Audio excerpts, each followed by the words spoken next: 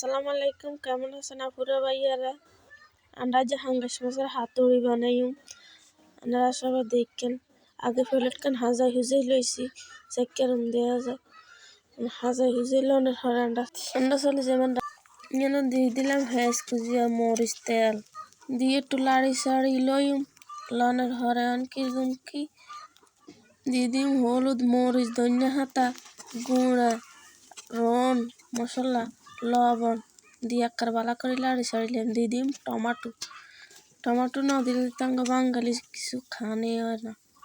এখানে মশলা কানে একটু কষাই কুচি করেন না আলু আর হাঙ্গাইস দিয়ে ভালোভাবে একটু লাড়ি সাড়ি লই। লাড়া ছাড়া করতে করতে করতে করতে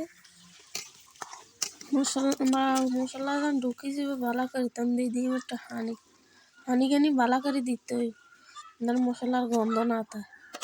এর দিয়ে দিম কাঁচামরিচ, যারা জাল বেশি খান হাতরা গোড়া গোড়া দিয়ে দিই।